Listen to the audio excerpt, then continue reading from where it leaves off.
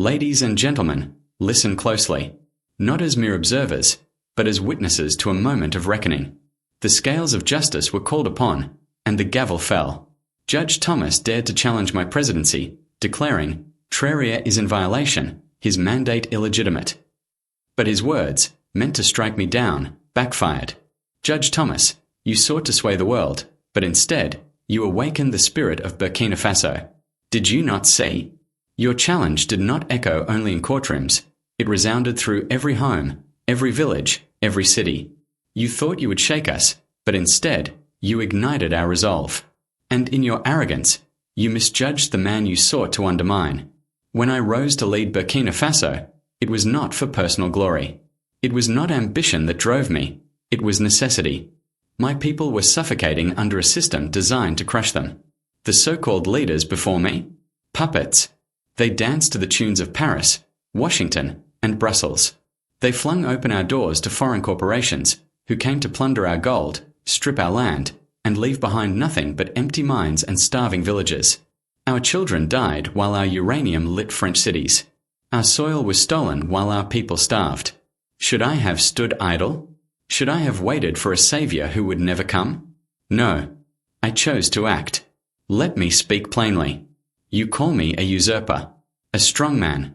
You whisper that I serve only the elite. But tell me, Judge Thomas, who truly serves the elite? You sit in your courthouse, draped in a pristine robe, cloaking your ambition in legal jargon. Yet whose interests do you protect? Not mine. Theirs. The foreign corporations, the vultures of multinational greed, the financiers in distant capitals, draining our wealth while our people suffer.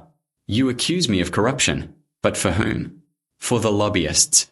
For the oppressors who demanded legal cover to loot our treasury? Call it a coup if you must. Label it illegitimate if it eases your conscience. But my people know the truth. Power was taken back, not stolen. Sovereignty was reclaimed, not overthrown. I did not seize office to serve foreign masters. I came to serve Burkina Faso.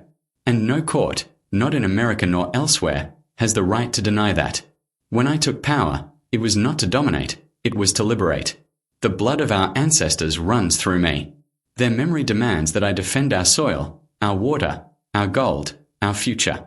What use is a presidency if our nation's lifeblood is siphoned away to enrich foreign banks? I stood because silence meant betrayal. Because the alternative, acquiescence, would have meant the theft of our heritage. Judge Thomas, you question my legitimacy. But I ask you, what is legitimacy if not the will of the people? The voice of every mother in Ouagadougou, every farmer in Benora, every child dreaming of a future free from hunger and exploitation. You rule by legal documents. I rule by the people. The day I declared myself president, I did so only after exhausting every other path.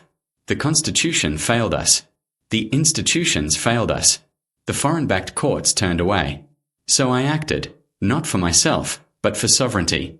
Not just of our land, but of our spirit. To those who call me rash, I say, better a resolute hand than a feeble handshake. While others negotiated in air-conditioned rooms abroad, our wealth was sold off. While they cast votes in comfort, our minerals were stripped away. That is the real illegitimacy, not defiance, but submission. Now, under my leadership, we forge a new path. What is my vision? A Burkina Faso that thrives on its own strength. Our gold will fill our vaults, not foreign banks. Our cotton will be refined here, creating jobs, not raw exports for pennies. We will harness our sun, our water, our people.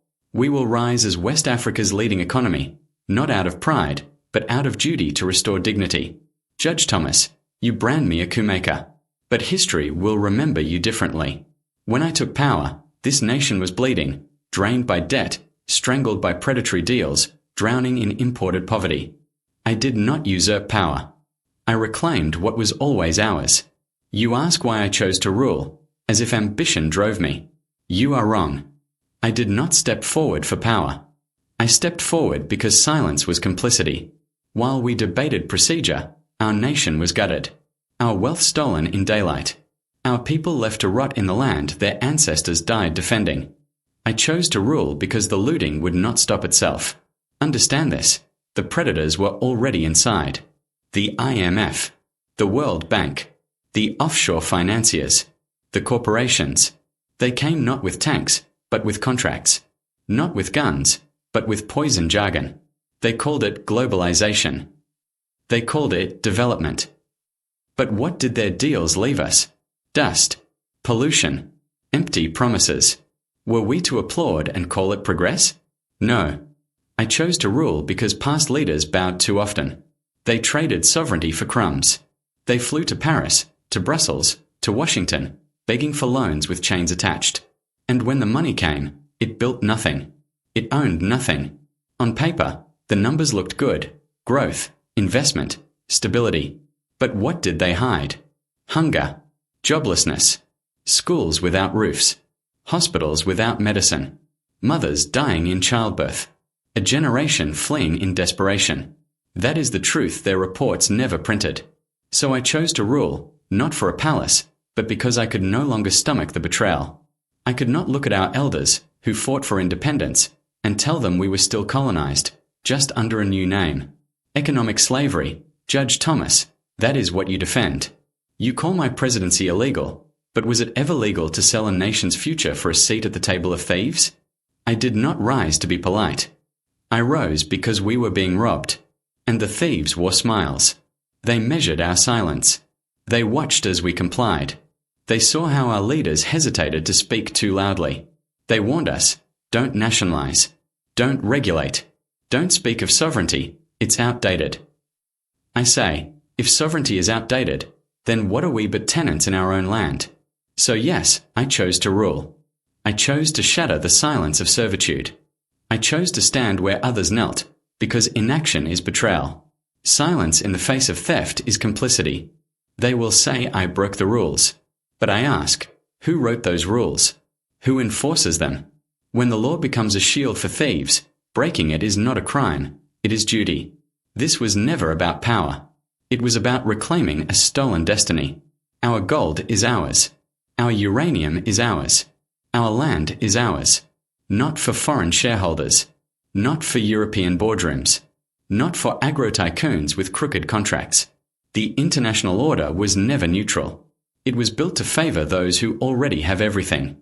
And when a nation like ours dares to rise, we are called unstable, authoritarian, populist. Why? Because we refuse to die quietly. Let me be clear. I will not apologize for loving my country more than I fear your judgment. I will not kneel before the architects of our poverty. I chose to rule because someone had to say enough. Someone had to draw the line. Someone had to carry the torch of Sankara, of Lumumba, men who knew that justice without sovereignty is a lie. You speak of democracy, but what is democracy when foreign powers pick our leaders, control our economy, and steal our future? That is not democracy. It is puppetry. And I will be no one's puppet. I answer to my people, to history.